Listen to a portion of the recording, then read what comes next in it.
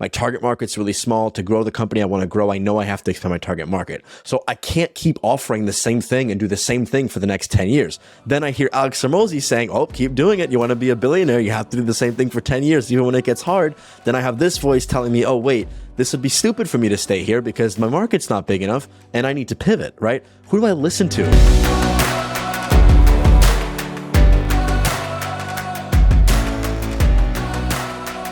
Welcome back to a brand new episode of the 8-Figure Agency Show, where a successful entrepreneur and a soon-to-be successful entrepreneur help you build an 8-figure agency by documenting our successes and our failures. And today, we have a little bit of an update for you. I wanted to get a little bit vulnerable on today's podcast, bring it back to kind of the old days a little bit here, and give everybody who's been a listener and a viewer for a long time a bit of an update on the status of my marketing agency. A lot of you who have been fans of the show for a while have seen both me and Gary grow as people, grow our companies, change our companies. I mean, when we first started the show back in June of 2022, my company, my mindset was completely different. Yours, I think, probably was as well. I mean, maybe not. I don't know, because you're a little bit further in the game.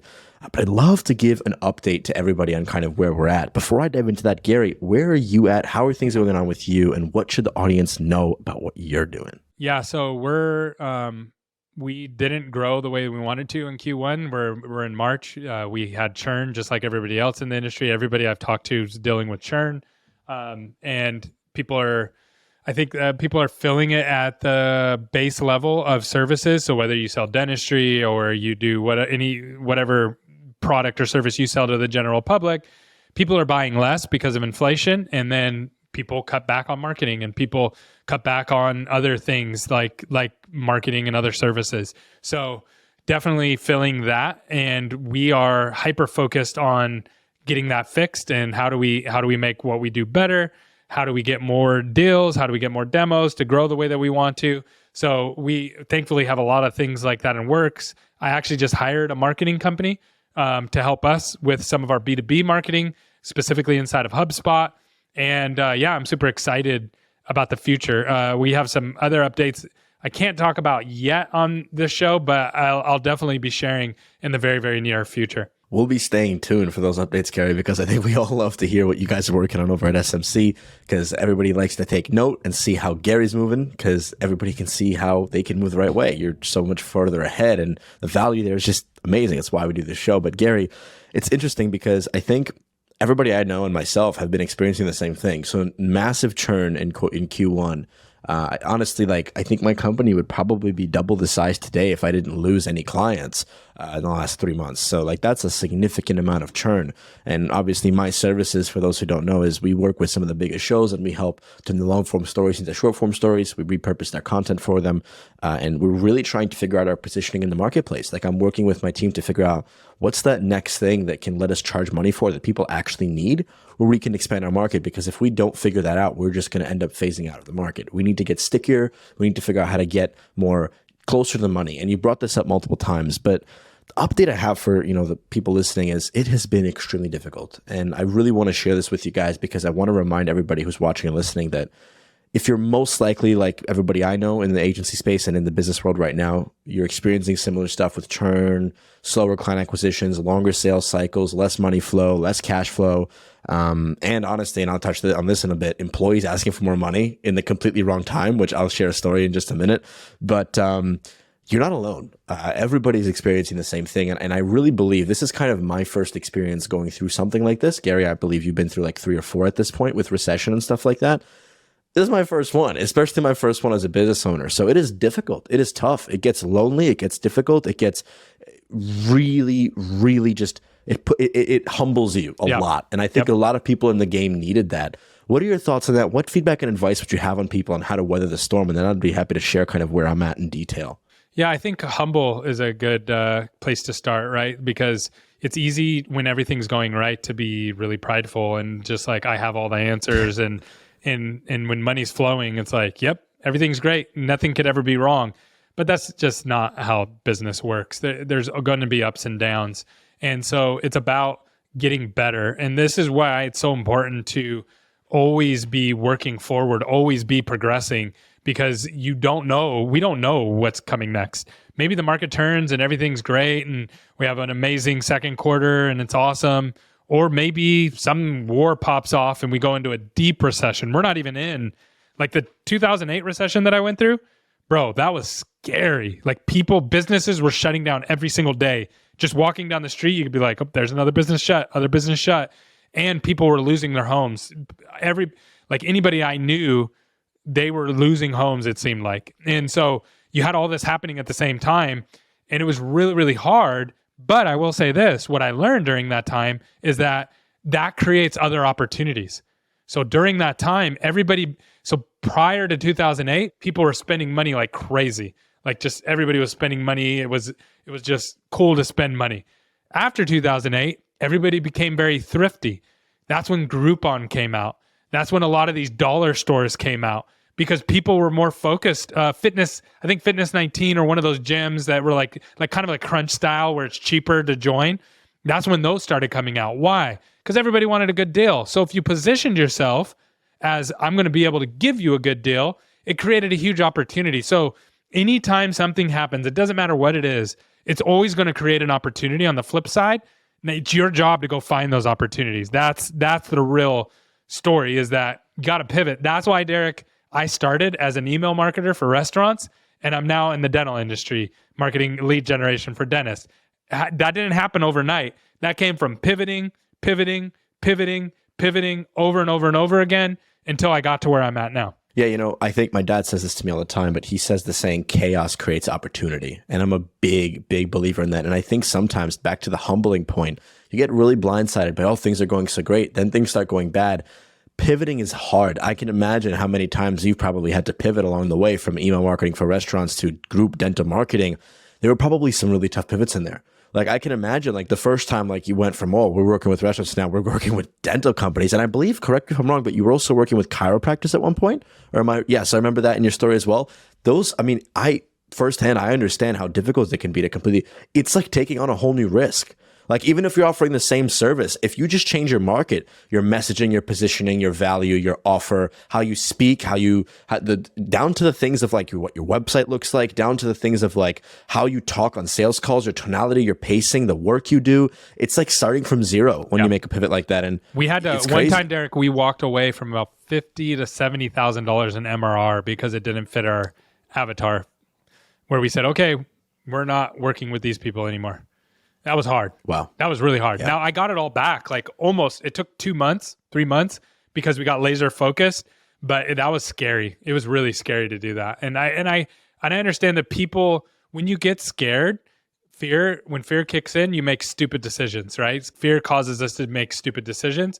So you got to really train yourself on how do I make the best possible decision based on the circumstances that's going to allow me to continue to play the game. Because that's all it really is, Derek. We're playing a game that's never going to end. It just keeps going. So how can I keep playing the game? If you keep playing the game, you're good. If you're putting yourself in a position where you can't play the game anymore, as an example, you get too much debt, you lose the game. Even big companies, it happens to huge companies where they go too far in debt and they're not able to play that game anymore. Gary, that just resonated so heavy, and that was a perspective shift that I needed today.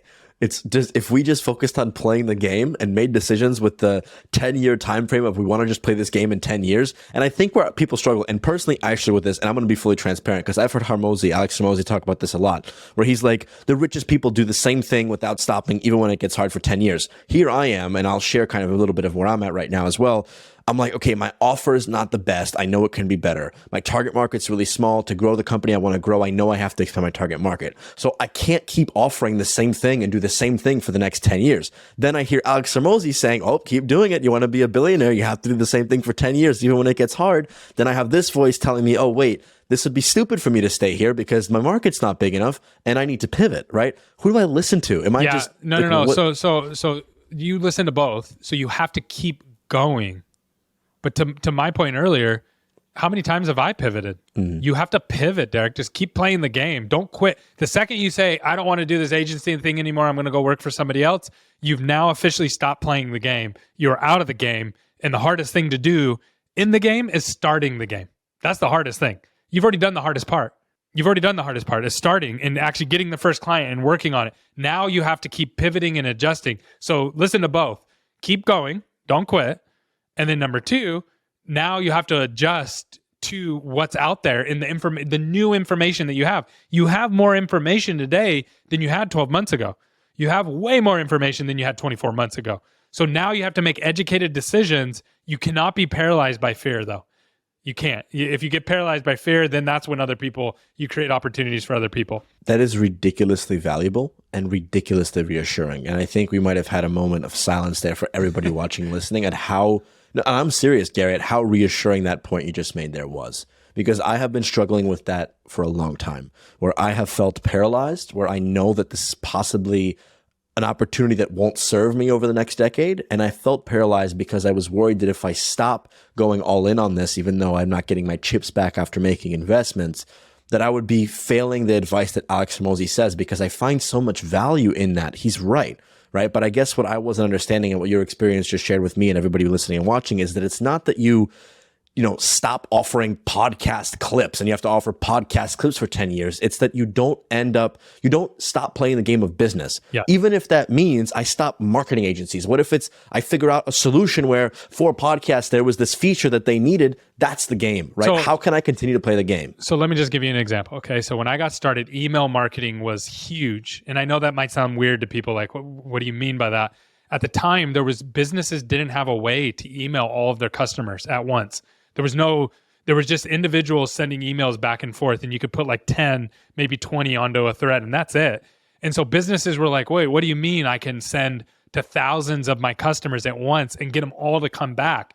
Outside of email, the only other way to directly reach your customers was call them one by one or send them a really expensive postcard.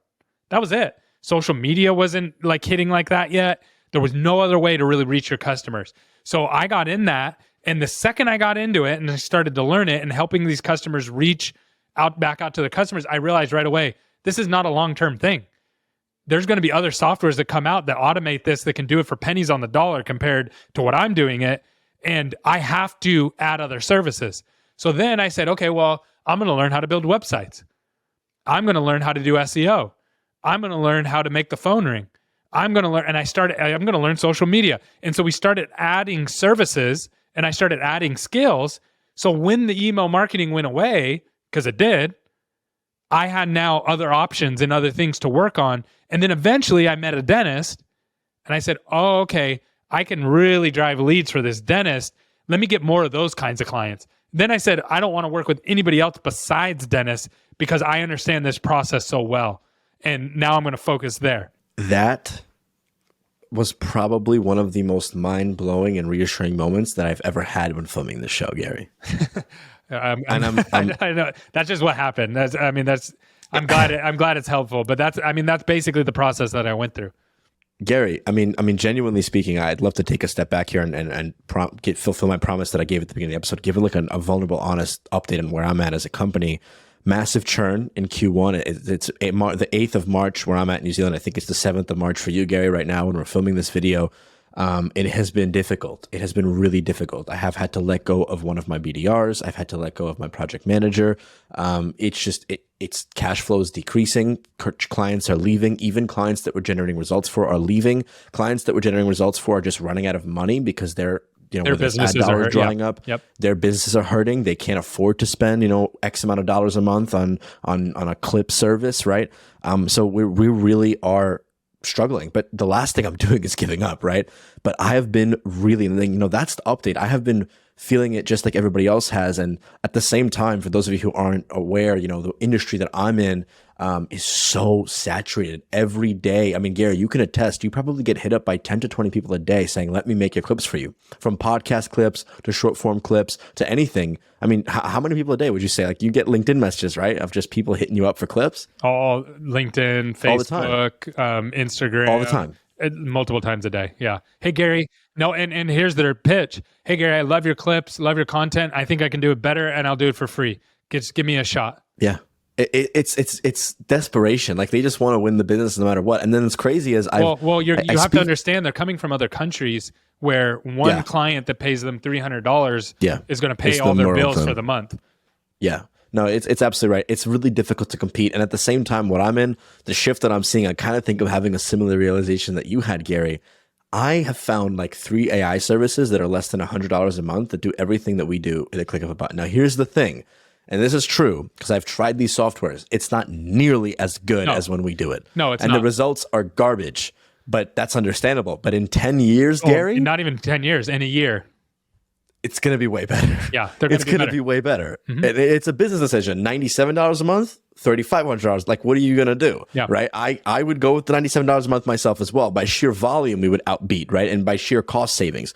But listen, that's the raw and honest update. That was so valuable to me because at the same time, Gary, I have been really paralyzed. I have been so hesitant in learning new skills, almost as if I have been little voice in my head telling me, Derek, don't shy away from the short form video. Don't shy away from the clips. But then another part of me is like, if only I learned paid advertising, if only I learned Bing ads, if only I learned pay-per-click, if only I learned how to generate leads, if only I learned how to generate and build funnels. Like, what if I went to these clients and built these sales funnels and figured out how to generate leads using organic content and using paid content, like all these ideas. But I've been paralyzed because I've been this voice from the Hormozy. Yeah. So all you have to do, knowledge. Derek, find one person and go work with one person and go help them and say, hey, I have a theory.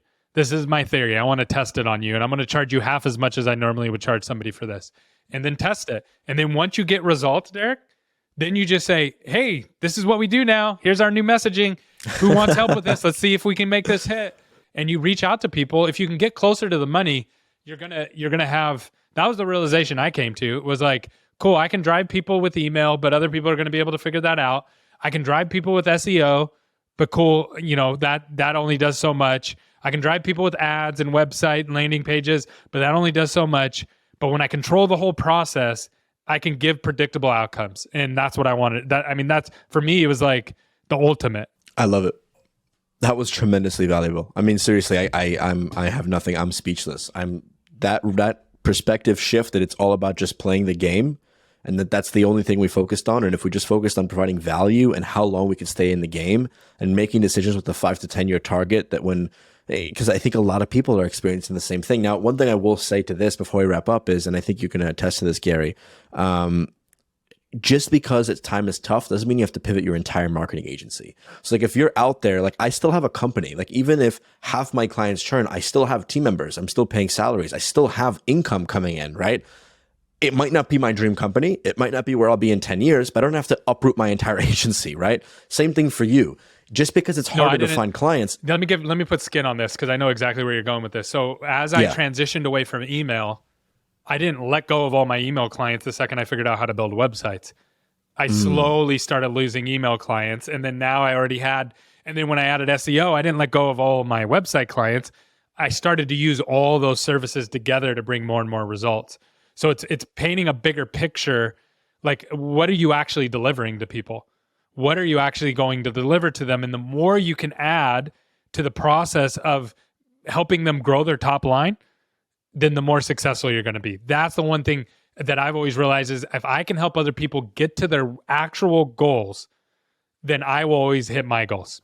Plain and simple. I have one question for you, Gary, and that's exactly what I was going for. So I appreciate you giving that example. But one question for you, and I think a lot of the audience who's watching and listening might be thinking the same thing. We've talked a lot of times about niching down, and we mentioned a lot of times about niching down on service. From what I'm hearing, though, Gary, it sounds like what you quickly realize is you niche down on your offer, like we'll help dental groups get new leads in. But you realize, and you've talked about this, that in order for you to do it the right way and do it predictably, you need to control every step of the marketing funnel.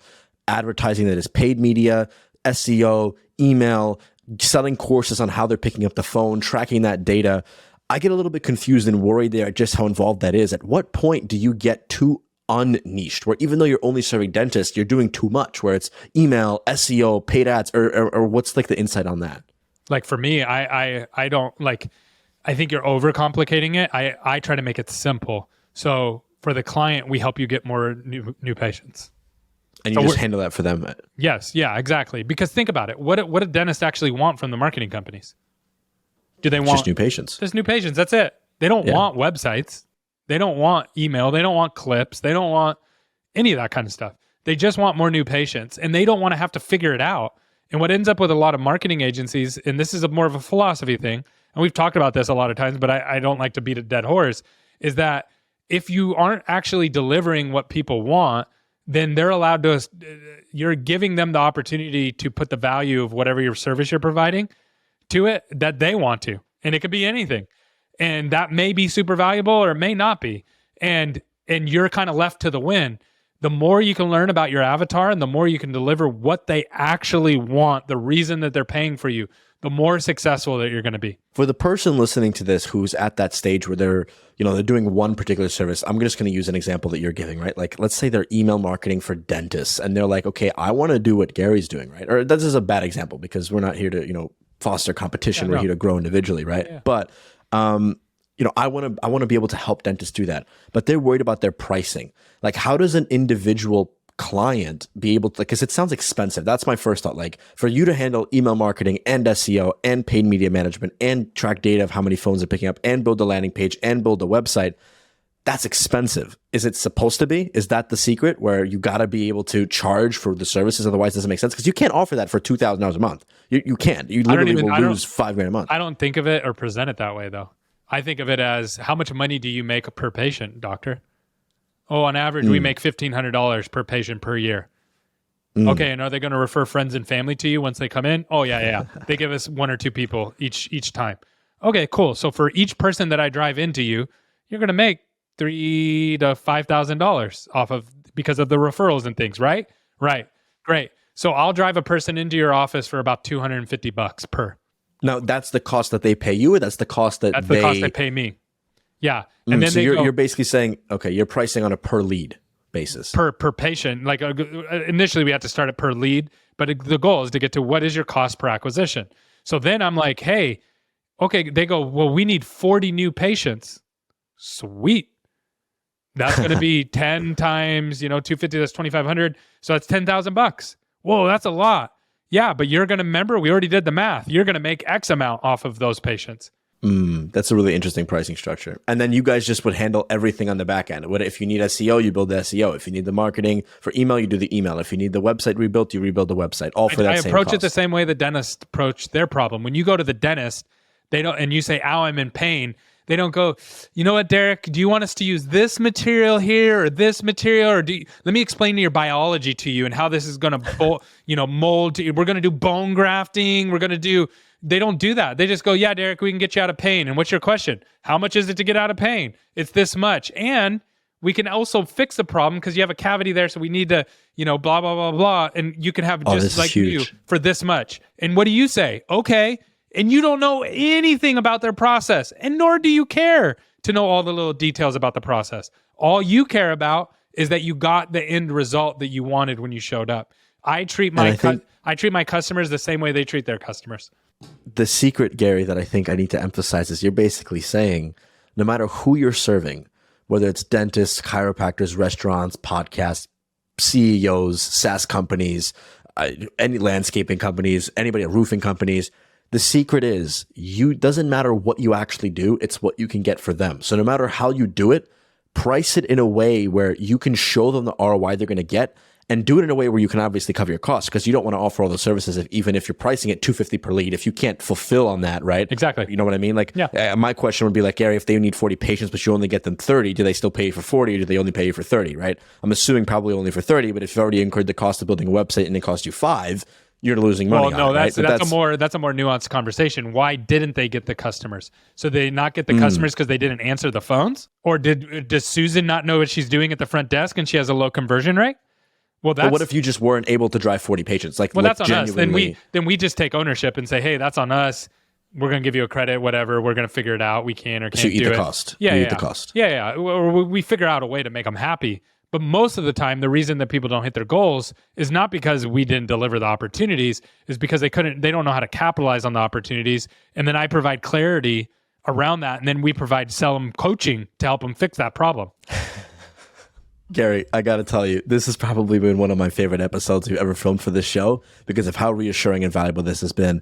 I think that there's a lot more on this topic you and I need to cover. And when we record again, we should definitely bring this back up because I think a lot more people want to hear about this. But for today, I think we got to end it there. Thank you guys so much for watching and listening to this episode of the 8-Figure Agency Show. If you found it valuable and you're listening on Spotify or Apple Podcasts, we're trying to 1,000x the show in 2023. Please consider leaving us a review with your honest thoughts and sharing this with somebody you think might benefit from it. If you like short form bites, that's what we're all about here. Check us out on TikTok, Instagram Reels, and YouTube Shorts. And with that being said, guys, thanks so much for watching and listening, and till next time.